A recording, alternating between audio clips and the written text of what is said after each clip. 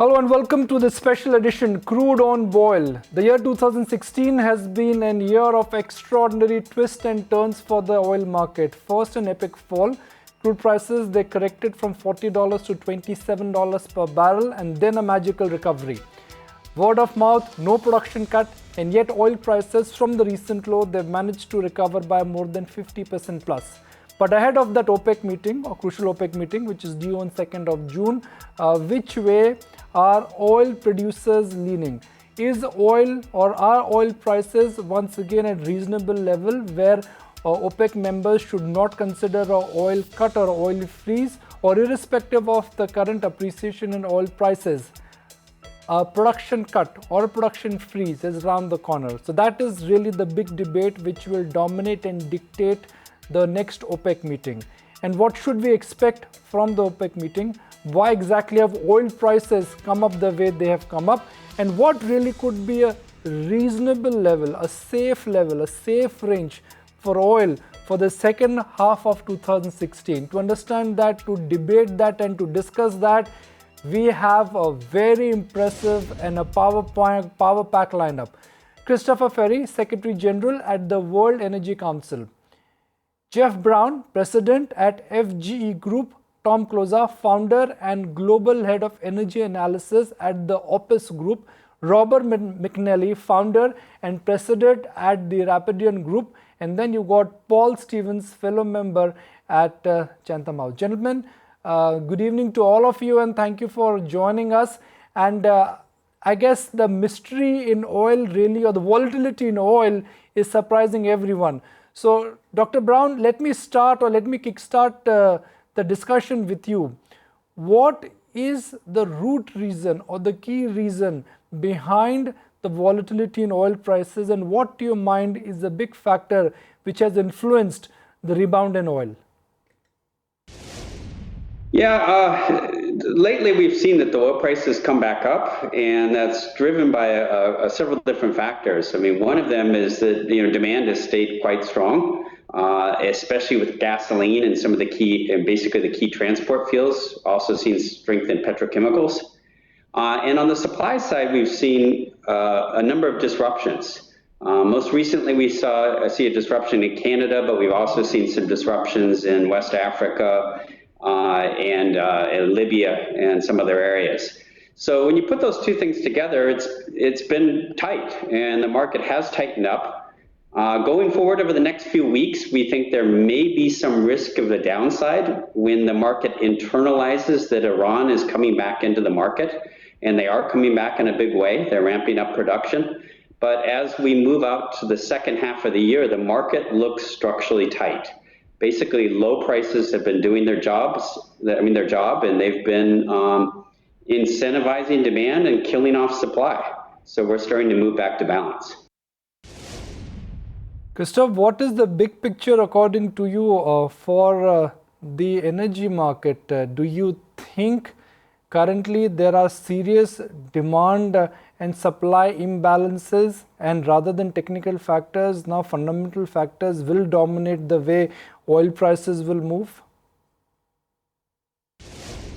I think first of all it's important to say that we live in what we refer to as greatest uncertainty in energy, in a time of greatest uncertainty in energy. And the reason for that is that we go through a very big transition, and that's not only on the oil side with unconventionals, it's on the electricity side, it's the questions of decarbonization are very important, new questions around resilience are very important. So the big picture is really one that we at the World Energy Council see evolve in a very, very dramatic way globally. And obviously oil is one piece in that, but there is a massive transition going on. Tom, this question is coming your way. And Tom, the script of how oil prices have moved for the better part of 2016 has been a function of global risk on / risk off trade. So to your mind, what are some of the key factors which are at play right now? In my observation, we've got a little bit of pulling from Canadian wildfires, where some Canadian oil sands production may get shut in for a little while. We've also had the Saudis come out this morning and raise prices to really all regions of the country, with the exception of the United States. But there's still an awful lot of oil, and it still appears as though the Saudis and most of the low-cost Middle Eastern countries are going to be producing as much as they can for the next few months. So I would say that the prices we're seeing right now, which are somewhere between $44 and $47 a barrel, probably represent what you might call a balance for the next few months. Paul, in 2013, the biggest global risk was that the world was running out of oil and inventory levels were at a historic high. The biggest risk for global economic watchers right now is that there is surplus oil capacity, there is no offtake. In fact, I've read reports, Paul, which mention that there are no big slots available to park crude. So to your mind, how long will it take for the oil market before things will even out? It's a good question. There's a lot of uncertainty. First of all, it will depend upon what happens to oil demand, and that in part is determined by what happens to global GDP, global growth. It also depends upon the extent to which the production is reduced, either through some sort of action by OPEC or because the low prices are limiting supply. The fact of the matter is that we have a very, very large supply overhang, record levels of inventories, and until they disappear, the oversupply of the market will continue. Right. Christoph, so, ultimately it's all about the dollar volatility, because dollar has been the biggest moving part. Historically, we've seen that dollar index and the commodity market, they have an inverse correlationship. So whereas we can argue about fundamentals, demand, supply, the China factor, ultimately it's all about the dollar index. So how exactly, to your mind, the dollar volatility is impacting crude prices? Well, the fact that the real price of oil is obviously oil is produced now across the world. It's produced in all parts of the world, and I think it has often been referred to, giving the currency of the dollar a special role, and that role is unchallenged. Many have tried to make the dollar exchange to bring it to other currencies, but that has never really happened. So I think that we see that is pretty unchallenged today. Dr. Brown, it may not be a coincidence, but no word of mouth, no freeze on production, and oil prices have gone up from about $29 per barrel to $50 per barrel. Now, last time when the OPEC members met, there was no common platform. The dialogue was not comprehensive. There was no conclusion. So do you think that this time around, when they are meeting in June, which is tomorrow, there could be a resolution in sight? Do you think they could be talking about absolute numbers on production cut, production freeze, and the output? We think it'll certainly be a non-event in our view. There will be talk before it. People, again, are getting optimistic again because they hear Iran saying they may want to participate. But the key, remember, is the Saudis. And the Saudis are pretty firm that they are not, they want to see more results. They want to make sure that the U.S. is declining. They want to see what Russia is going to do. They especially want to see what Iran's going to do. And Iran is making good noises now about they might want to participate in some kind of cuts. But of course, we have to remember that the Saudis and Iran are not getting along very well on many, many fronts. So I think we think it's just way too early. So it's likely we could get the same type of thing developing again, where everyone gets optimistic going into the meeting, and then we get a little bit of a pullback right after because people are disappointed. But really, we feel quite strongly that we should just not expect anything out of that meeting. Christoph, somewhere apart from technical factors, what ultimately will influence the script of oil prices would be fundamental factors. Oil is a commodity, and for a commodity to move higher or lower, the demand factor will always be at play. So when do you think there would be a balance where production and demand are complementing each other? Well, this is going to take longer than a couple of months. But I think the critical thresholds that we have observed over the past 18 months or so is that as of below $40, we have really seen the industry is really hurting a lot, and we see the marginal suppliers, basically, going away below $40. It's true for Canadian oil sands. It's true for the marginal supplier in the US, and everybody is really suffering below 40. So if it's below 40, we'll see real decrease of oil prices. Now, on the other hand, the beyond 60, when we have seen prices coming down at 60, we have not seen any compression of the supply side, and in contrast, we have seen that actually some of the marginal suppliers have still gained in production, and so that I think that gives us in the next 3 to 5 years a horizon of a plausible 40 to 60 range. But again, surprises. This world is full of surprises, be it geopolitical, be it other events, be it economic growth type of acceleration or slowdowns, and those types of surprises will have immediate effects again. Tom, we can talk about technical factors, the political factors which are at play, or geopolitical factors rather which are at play. Ultimately it's all about finding the direction. The general sense is that oil prices or commodity prices are in a long-term epic bear market. So where do you think eventually oil will settle?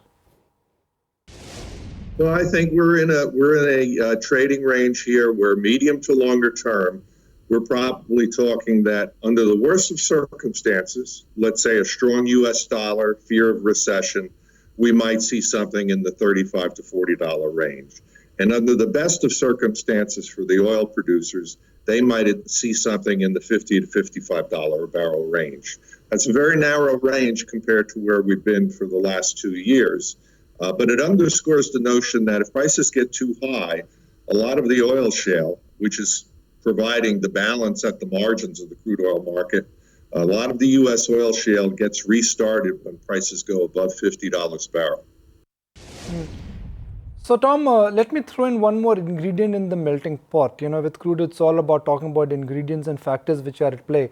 So how exactly do you think geopolitical conditions or geopolitical compulsions which will play a role here? Because the situation, Tom, is that, the Saudis and the Iraqis, they cannot see each other eye to eye.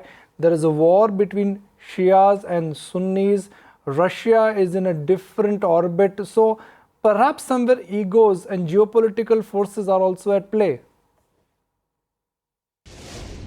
Well, right now the global politics are a little bit muddled, but everything in the last month indicates that Saudi Arabia will not give up market share to Iran as Iran begins to ramp up more of their production in the post-sanctions environment.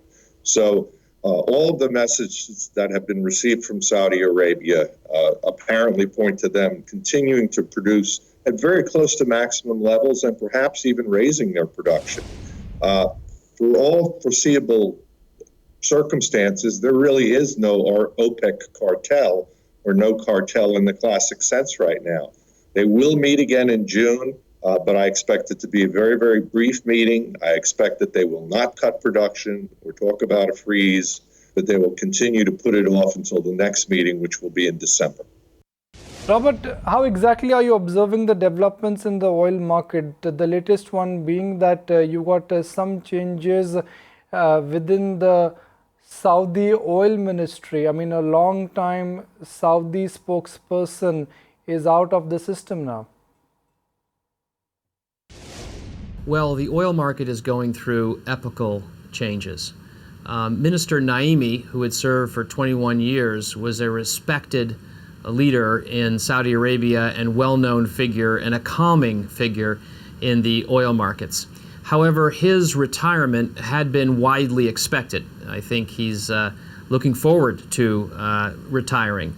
And also his successor, Khalid Afali, was also expected by most folks.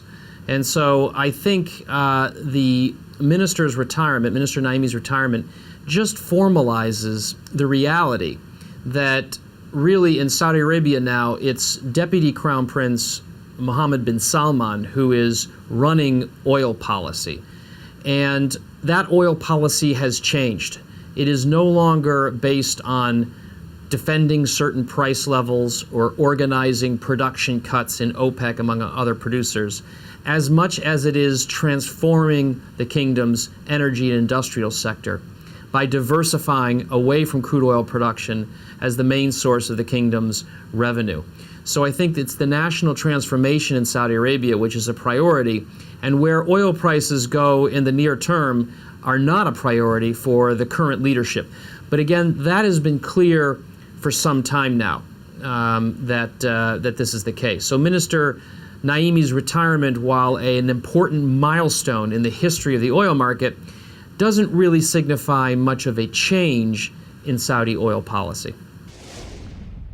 Robert, how significant will be the OPEC meeting? Now, the last meeting was inconclusive. Do you think the June meeting will also be more like a no-show? Fairly insignificant. OPEC meetings have not really been consequential, with the exception, and this is in recent years, let me repeat. OPEC meetings have not been very consequential in recent years, with the exception of the November 27th meeting in 2014 that signaled to the market that Saudi Arabia was unprepared to cut production. I'm just going to itch my nose here, sorry. Sure. So, with regard to the June 2nd OPEC meeting, there is a possibility that the producers could resurrect this production freeze idea. Iran is now saying that it has just about returned to pre-sanctions production levels. So if it shows up in Vienna, the Iranian minister comes to Vienna on June 2nd and says Iran has returned to its pre-sanctions levels and is prepared to join in a production freeze, then it is possible there may be a production freeze. But this production freeze, even if it were achieved, is really meaningless. It is more verbal intervention, sending a signal to the market and not changing supply and demand, not cutting supply. So there is some possibility that the OPEC meeting could see a breakthrough on a freeze idea if Iran comes to the meeting willing to freeze, and if Saudi Arabia is willing to grant Iran a higher production level to freeze at. However, I would say most likely you will see no real change at the OPEC meeting, and it will not be very consequential. Tom, would you agree with Robert that the OPEC meeting is likely to be inconclusive? Last meeting also there was no important takeaway. As of now, Iran wants to pump more oil because their oil has not come to the market because of sanctions. Saudi Arabia, they are desperate to gain market share, and clearly two big oil producers were part of the OPEC. They are not talking to each other. In my view, the June OPEC meeting will be a non-event. There may be some chatter about a freeze or about renewing talk for a freeze, but there's little likelihood that they can do anything other than meet and agree to meet again in December. Again, I would reiterate, they are not a very efficient cartel at the moment. Now, Tom, I'm going to stay with you and just throw in one more, angle here, not the producers aspect, but the consumers aspect. And China, which is being the biggest consumer of oil, is now slowing down. The Chinese data which came out in the morning, the Chinese PMI data, is also indicating to the fact that the manufacturing activity in China is yet to pick up. So do you think the China slowdown fear, which has haunted the oil market, is that fear real? That's an interesting question because, everyone realizes that China couldn't continue the just incredible breakout growth that they had. And I would look at it two different ways. They may decide to build crude oil reserves in this low price environment, and that may take a little bit of some of the price weakness out when perhaps they publish financial results that are a little bit disappointing. On the other hand, where China really impacts things is on the diesel side and on the kerosene side. As they were building those 200 cities with 1 million people each, and as they were basically transitioning from a peasant or an agrarian economy to one of the 21st century economies, they used a lot of diesel. They looked for a lot of commodities. Now they're going to be entering into the gasoline market big time. If you look at the typical association of number of cars per vehicle with the population, Chinese auto sales should be absolutely stupendous for the next few years. So they will be a considerably larger user of gasoline. They will probably be a net exporter of diesel fuel. And what they do in terms of building strategic reserves may sort of vary the marketplace by $5 a barrel. If they were to aggressively build a larger strategic oil stockpile, that might cause prices to go up another $5. If they did not do that, and they've already built substantial reserves, that might weaken prices. And there's always the threat that we can wake up on Sunday or Monday morning and find out that China is in recession again. And that would unquestionably send oil markets into a tailspin. Paul, coming on the China aspect, Tom made interesting observations that China right now is slowing down, but it's a large economy, a sizable economy, and they really could be the swing buyer. Well, it's certainly part of it because China has been important for oil demand growth over the last few years. And the fact that the Chinese economy appears to be slowing down, although you can never be sure of the actual numbers, this obviously means that demand is less than might have been anticipated, which aggravates the oversupply. Christoph, at the World Energy Council, what is your understanding on what role India could play now? There is again a talk that India could be the swing factor as Indian economy now is growing. We are already a $2 trillion economy. The diesel consumption is moving up. Indian economy is healing.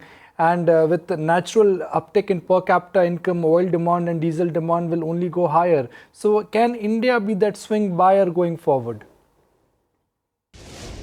Well, we see obviously as a big development. We ask where is growth coming from, and while China has announced a new normal in terms of its growth, which is much, it's no longer two-digit growth. I think India is more optimistic in its growth outlook, and the question is probably, if you have strong growth in India, if indeed India is the next growth engine, also when it comes to energy, then India, on the one hand, has to be very careful in considering its own option, but it also has to reassess its own position in the international governance context, where it wants to make sure that its case is heard in the right way. And I think that's so the role in global governance when you're growing fastly, I think that's one to be rethought, and the options have to be very carefully considered, because you want to depend as much as you can on internal resources, complemented obviously by international trade. But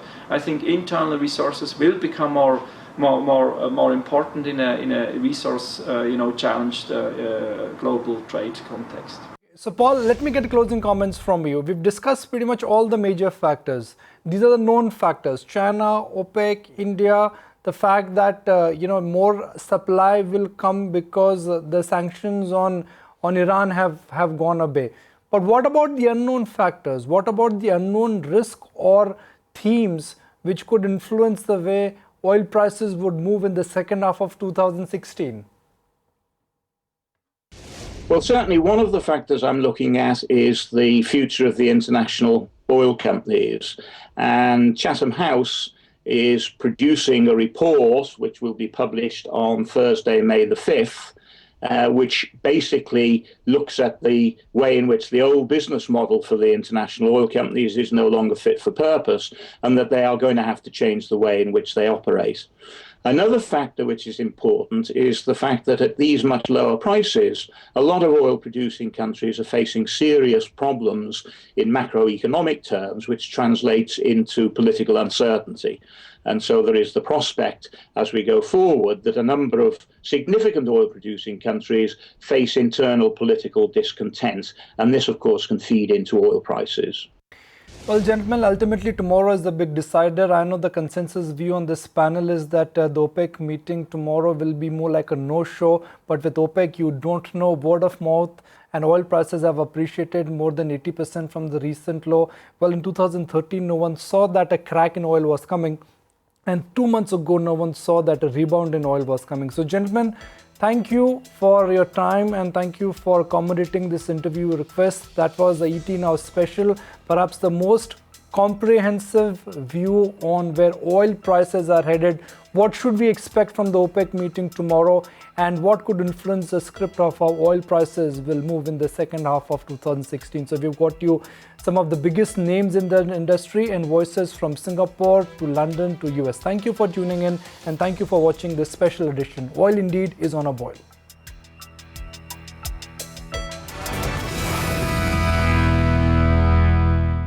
Find us on Facebook at facebook.com/ETNow and don't forget to click the like button. You can also follow us on Twitter at ETNowLive. To stay updated with all our programming, hit the subscribe button on our YouTube channel by logging on to youtube.com/user/ETNow.